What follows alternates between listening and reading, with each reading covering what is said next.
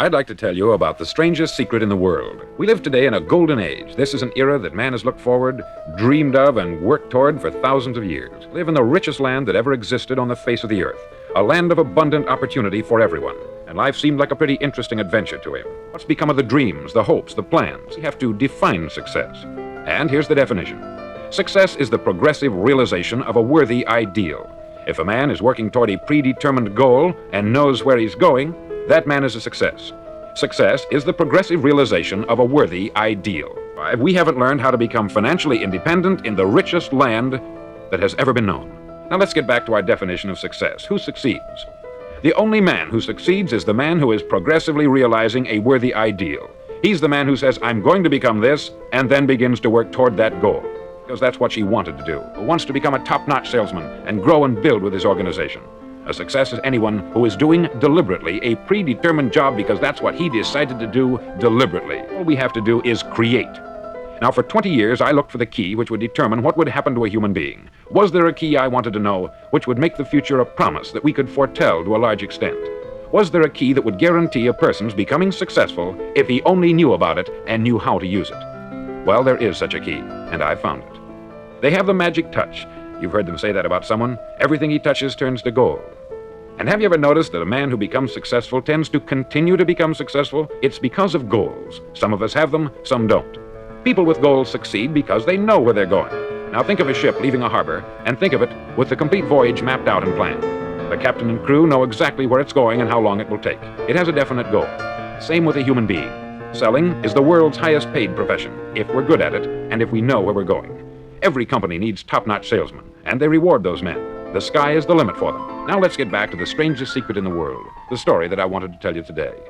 Why do men with goals succeed in life? You'll suddenly find that good luck just seems to be attracted to you. The things you want just seem to fall in line. And from now on, you won't have the problems, the worries, the gnawing lump of anxiety that perhaps you've experienced before. Here's the key to success.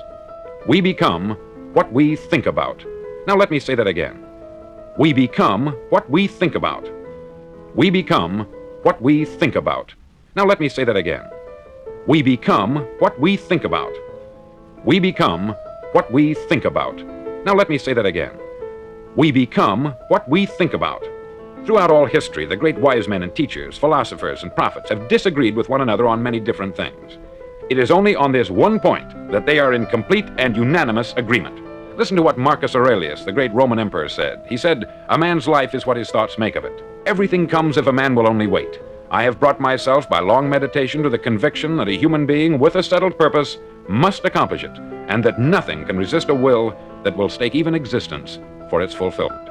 Ralph Waldo Emerson said this, "A man is what he thinks about all day long." William James said, "The greatest discovery of my generation is that human beings can alter their lives by altering their attitudes of mind." And he also said, "We need only in cold blood act as if the thing in question were real, and it will become infallibly real by growing into such a connection with our life that it will become real. It will become so knit with habit and emotion that our interest in it will be those which characterize belief." He also said this, "If you only care enough for a result, you will almost certainly attain it. If you wish to be rich, you will be rich. If you wish to be learned, you will be learned. If you wish to be good, you will be good. Only you must then really wish these things, and wish them exclusively, and not wish at the same time 100 other incompatible things just as strongly." In the Bible you read, in Mark 9:23, "If thou canst believe, all things are possible to him that believeth." Dr. Norman Vincent Peale said this, "This is one of the greatest laws in the universe. Fervently do I wish I had discovered it as a very young man. It dawned upon me much later in life, and I found it to be one of the greatest, if not my greatest discovery, outside of my relationship to God. And the great law, briefly and simply stated, is that if you think in negative terms, you'll get negative results. If you think in positive terms, you will achieve positive results. That is the simple fact, which is at the basis of an astonishing law of prosperity and success. In 3 words, believe and succeed." William Shakespeare put it this way, "Our doubts are traitors, and make us lose the good we oft might win by fearing to attempt." George Bernard Shaw said, "People are always blaming their circumstances for what they are.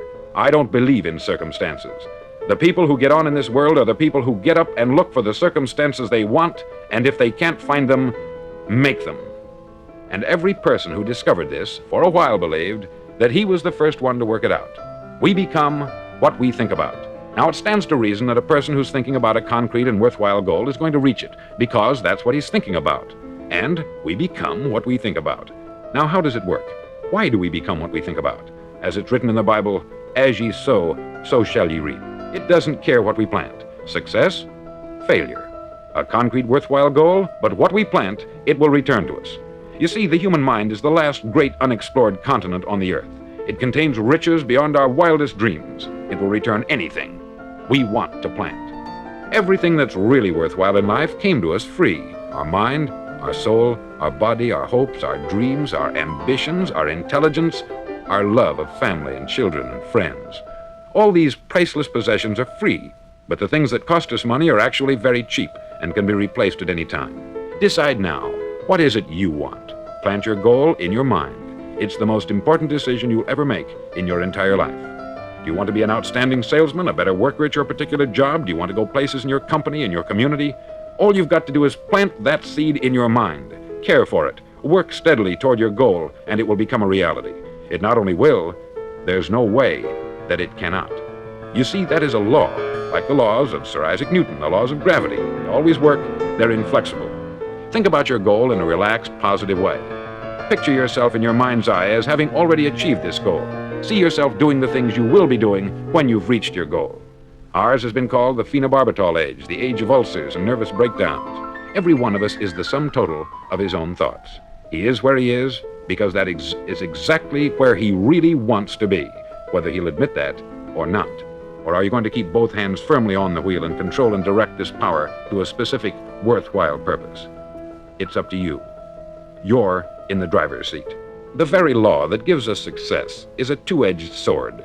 We must control our thinking. The same rule that can lead a man to a life of success, wealth, happiness, and all the things he's ever dreamed of for himself and his family, it's all in how he uses it, for good or for bad. This is the strangest secret in the world. It's valuable to us not only for our own lives, but the lives of those around us, our family, employees, associates, and friends. Life should be an exciting adventure. A man should live fully, be alive. He should be glad to get out of bed in the morning. He should be doing a job he likes to do because he does it well. My years in the newspaper business have convinced me of several things. Among them, that people are basically good, and that we came from someplace, and we're going someplace. So we should make our time here an exciting adventure. The architect of the universe didn't build a stairway leading nowhere. As ye believe, so shall it be done unto you.